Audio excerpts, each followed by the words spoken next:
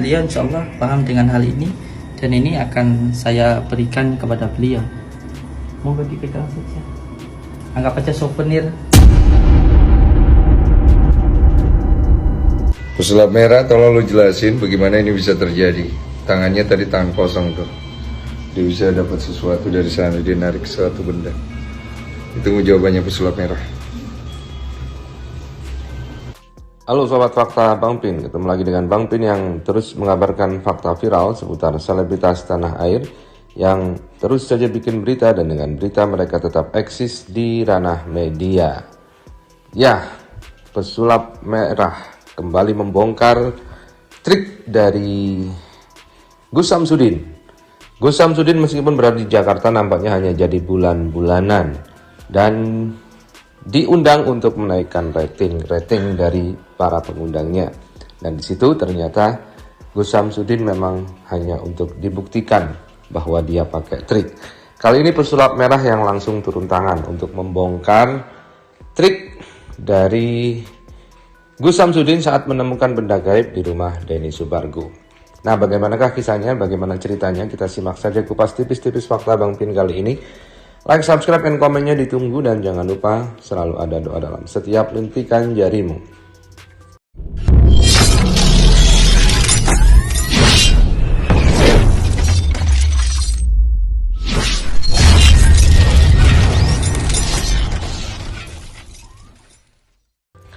Kita lansir dari Pos Belitung. Gus Samsudin temukan benda gaib di rumah Denny Sumargo. Pesulap merah bongkar triknya. Marcel Radival, pesulap merah, membeber motifnya membongkar trik perdukunan. Terbaru terungkap jika ayah pesulap merah ternyata seorang purnawirawan Polri.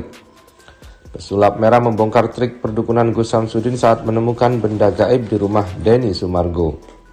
Seperti diketahui, pesulap merah hingga saat ini terlibat perseteruan dengan Gus Samsudin. Perseteruan antara pesulap merah dan Gus Samsudin juga mendapat perhatian dari Baim Wong.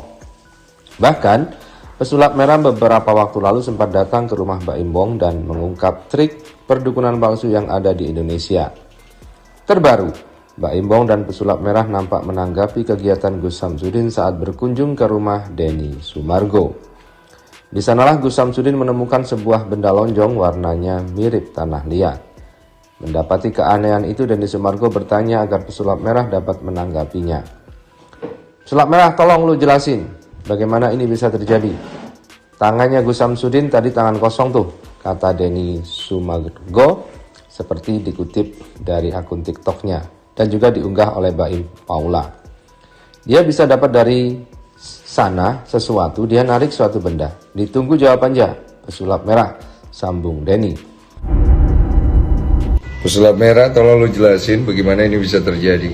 Tangannya tadi tangan kosong tuh, dia bisa dapat sesuatu dari sana, dia narik suatu benda. Tunggu jawabannya pesulap merah. Lantas menanggapi itu, pesulap merah mengatakan trik itu merupakan trik yang pernah dipraktekkan ke Baim Wong sebelumnya. Pesulap merah kemudian menjelaskan bahwa benda itu sengaja ditaruh sebelum Gus Samsudin beratraksi. Ditaruh, biasanya izin ke kamar mandi dulu, ucap pesulap merah. Mendapat konfirmasi seperti itu, Baim Wong menduga hal yang sama juga dilakukan Gus Samsudin. Baru aja dibahas sama lu kemarin, untung aja lu itu, lu kasih lihat. Jadi pas gua lihat itulah, baru kemarin gua dikasih tahu caranya, kata Baim Wong. Lebih jauh, Baim Wong dapat memberikan bocoran trik yang biasa digunakan pada trik itu. Di tempat-tempat terbuka dan tiba-tiba diambil, gitu itu, ujar Baim Wong. Nama Marcel Radival atau pesulap merah memang menjadi perbincangan setelah dirinya berani membongkar rahasia perdukunan. Pesulap merah memang seringkali membagikan konten-konten tentang pembongkaran praktek perdukunan. Dan kini nama keduanya menjadi trending topik di media sosial tanah air.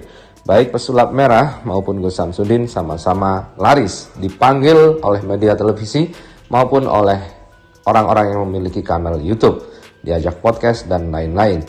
Tapi ada bedanya, Jika pesulap merah lebih terhormat saat tampil di podcast karena dia bagian yang membongkar dan mempertunjukkan triknya, sementara Gus Samsudin nampaknya hanya sekedar untuk dipermalukan dan tidak dipercaya saat bicara. Baik itu di Richard Lee, di Denny Sumargo maupun yang terakhir di Uya Kuya. Kita tunggu saja bagaimana kasus ini akan berlanjut. Tidak semua hal bisa dilogikakan, sayang. Ada yang nyata, ada yang gaib. Kalau semua hal harus dilogikakan, orang bisa nggak beragama. Ini yang paling bahaya. Bagaimana ketika seseorang berbicara tentang malaikat?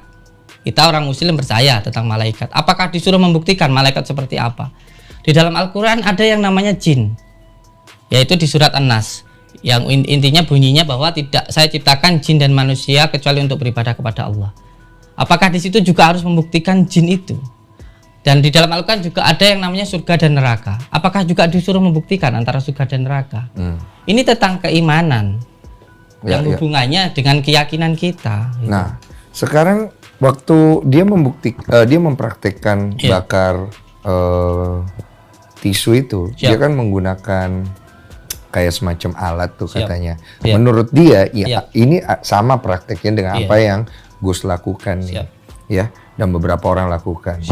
Nah, waktu Gus melakukan itu, saya sempat lihat di video, itu mirip tuh, memang mirip ya. Saya bilang mirip karena saya nggak tahu benar atau enggak. Itu dalam kondisi untuk apa Gus melakukan hal itu, bakar itu?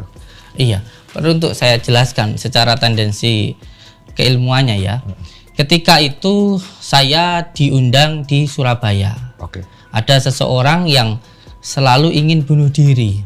Jadi susah tidur dan lain sebagainya, sehingga saya diundang di sana.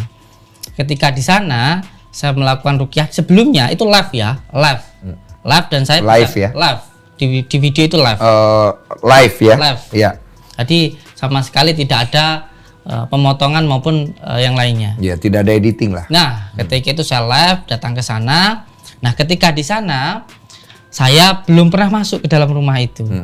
Lalu ketika saya melakukan doa-doa, di situ ditemukanlah sebuah buhul atau ikatan yang ada di dalam rumah itu. Dan bukan hanya itu. Setelah saya pulang beberapa waktu kemudian, orangnya itu kan biasanya saya minta untuk sholat dan zikir. Nah, ketika zikir itu katanya mendengar suara ledakan, lalu ditemukan lagi, diantarkan juga ke tempat saya. Apa itu? Berupa seperti tali pocong begitu, putih-putih begitu menggantung di atap rumah seperti itu. Kemudian? Jadi, yang ingin saya sampaikan, jangan mentang-mentang kamu sering menipu lalu menuduh orang lain juga menipu seperti kamu. Tidak seperti itu, sayang. Kalau kecuali kamu sudah benar-benar melihat kejadiannya, sudah berbicara dengan korbannya, baru kamu boleh berbicara. Kalau hanya sekedar asumsi, ini nanti kelanjutannya seperti seseorang yang suudzon, mentang-mentang dirinya sering mencuri seumpamanya. Lalu ketika melihat seseorang itu di sana, wah dia itu kaya karena seperti saya loh, suka mencuri begitu. Nah, sedangkan kita hanya di rumah kita sendiri, tidak melakukan apa-apa, lalu kita dituduh melakukan pencurian. Lalu ketika itu ditanyakanlah oleh pemilik rumahnya, yang saya curi itu siapa? Lalu kejadiannya di mana? Alat buktinya apa? Sama sekali tidak ada pembuktiannya. Sehingga karena luasnya opini di masyarakat seperti ini, masyarakat tergiring opini bahwa orang ini benar-benar melakukan pencurian. Iya, itu yang sekarang terjadi sama Gus. Sekarang dari kejadian ini banyak sekali masalah-masalah yang timbul, seperti kerusuhan, perusakan, dan ancaman-ancaman pembunuhan, terutama di dalam diri saya dan keluarga saya bersama dengan santri-santri saya. Ada